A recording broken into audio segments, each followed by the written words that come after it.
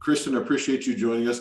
As you're coming in, I'm going to launch a poll here to our audience as well, to see what this group here is saying in their personal travel and on their business travel for the rest of this year. But Kristen, I know a couple of things I thought was interesting. We were talking before that I know that you recently took your 9-month-old on your first flight, and I think a little surprised, and maybe I think the word used was horrified at how many bags that you brought with you. Gone are those days of that single carry-on, so you have to budget for that. But I know in your role, you're responsible for insights and product insights and strategy in Expedia Group, and in particularly focusing on the partner experience, and even at the vacation rental homeowners and property managers and hoteliers. And appreciate having you here to kind of come from that angle. Can you talk to a couple of things? What are you seeing with Expedia Group? Because you're that interface with what people are actually doing, right? In terms of all across this whole sector. What are some of those trends you're seeing? And then where do you see this going and changing? And I know you recently released a report your organization did on sustainability and sustainable travel. And let's get into that as well. So why don't you jump off with us right there, and then we'll look at our survey results here. I'll bring those up after you finish talking. Yeah, you got it. So I'd actually be curious if anybody on this call is heading to the Expedia Explore conference next week. If you could raise your hand if you are. We're going to see several of our partners, airlines in Vegas for one of our first big business conferences. Chris will be there. Chris, awesome. We'll have to meet up for a drink or coffee. Yeah, so being on the partner side, right? So being on the supply side, what our big role is to kind of get ahead of those traveler trends so that we can enable our partners, our suppliers, to meet those traveler desires, right? And so we've talked about this throughout the call, but one of the big things that we're seeing is that if somebody's going to take a trip right now, they want it to be an incredible experience, right? We do have this pent up demand, and they're looking for those experiences that are above and beyond.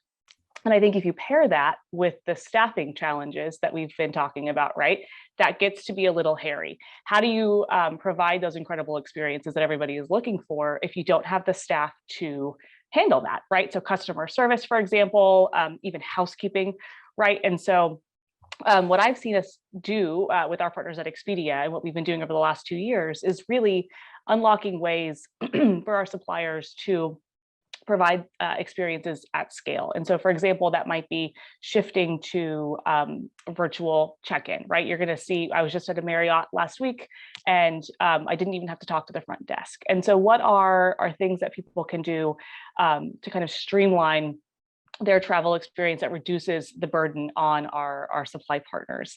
Other things that have come up, right? Cleanliness. I think there are things in yes, Chris, Clear. I just downloaded the Clear app, right? Another scalable way to ensure that we are kind of getting the vaccinations, understanding where a traveler is coming from with apps like Clear. When it comes to things like agents, right? So customer service, right? If you have a problem with your trip, Expedia is doing a lot to take that as a virtual option. And so we have virtual agent capabilities for both our travelers and our suppliers, right? So if you are an airline and you are getting traveler requests left and right, how can we take some of that burden off of you in your day-to-day? Beyond that, we've been talking about sustainability a lot, and I think it was 3 years ago at the Vrbo Vacation Rental Summit, and a partner came up to me, and he was very excited about sustainability, and so was I, and we put together this big plan, and it went to a certain degree, right? I don't think the appetite was there with travelers quite yet, and I think we've seen this shift where now sustainability is top of mind with really everyone that we're talking to, with the media. I mean, it's been a big topic today. And so as travelers start to ask for these things, and they want to take more sustainable trips, and they want to support more local businesses, right? For example, how do we enable our partners, our suppliers, to make this information available to travelers? And so that is what we are working on right now, is really how do we help our partners expose this? How do we help them understand what's most important? So maybe it's electric vehicle chargers, right, at every hotel, or maybe it's something else in your listing description if you're a hotel that speaks to what your sustainable offerings are, or we enable you to talk about the local attractions that are a little bit more unique to your destination. And so we're starting to see things like that come up from travelers, and then we are helping our partners deliver on those asks.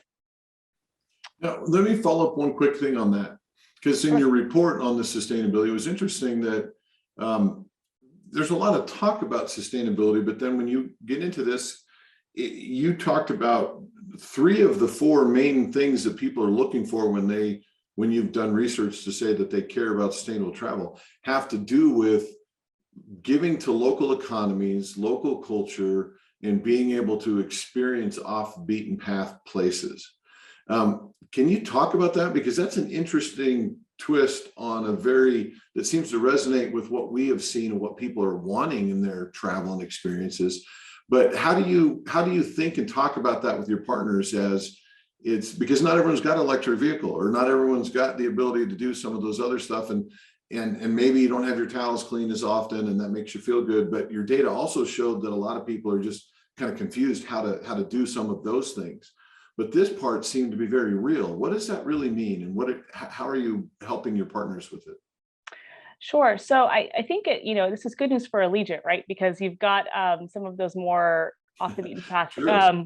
locations that we were talking about, right? Where travelers are going to want to start visiting. And coming from the vacation rental world, I think that's where you can really start to curate those very special localized experiences. And so what we've been doing is helping our partners understand where they might want to invest for the future in new locations, right? So where are these locations that maybe it's not the Atlantas of the world or the Parises of the world, right? But what are those locations that travelers might start to drive to more often, and that really have some unique characteristics? And so we've been working to give our partners that level of data and insight so that they know where they might want to invest in the future. Where might Allegiant want to do a new route, right? That type of data, and making that accessible to our partners through some of those scalable solutions that I was talking about. I think other things to note is guest communication, right? So again, with the scalability issue, with our workforce challenges, how do airlines and hotels and vacation rental partners, how do they talk to their travelers in a scalable way to give them this level of detail that they might want to prepare for their trips? And so we are working on traveler communications tools to help kind of bridge that gap, to make it easier for you to share the great things about your company, or where you're based. Like when people were tightening their wallets a little bit, right, which is what we might see in the next few months, is kind of multi-generational travel and staying in vacation rentals as a family or as a large group, because you can cut down on your costs. And I think again, kind of getting to the point of people want to get out. We are desperate for travel. We're not going to see a slowdown in travel, but it just might be a change. You might go stay in a vacation rental, maybe not rent a car, whatever it might be, to help cut down on your costs. I think, Maury, we talked about this yesterday, but one of the best things that came out of the pandemic, I think, were the cleanliness standards. And I think that we should have probably been doing that before the pandemic, right? And so if we are moving away from masks in the future, then I think we should all feel pretty confident that our hotels and our vacation rentals and our airlines do have those good standards in place, and better than ever before, right? And so I think that's one of the things that's here to stay, and I'm grateful for it. And I won't weigh in on masks versus not. I have a 9-month-old, right? So I'm a little bit more hesitant myself, but I do appreciate the cleanliness standards that have been put in place. So mine are more related to the fact that we were able to take a step back during the pandemic, right? Once we kind of addressed the immediate chaos, we could take a step back and reevaluate our policies and how we do things. And so lightning round one, I think what's here to stay is inclusivity and diversity, and ensuring that our travelers have access to the types of lodging and options that they need. 2 is cleanliness, like we talked about. And then 3, sustainability. I think that's here to stay. And I think we're going to see more and more of that. It's become more important in our travelers' choices.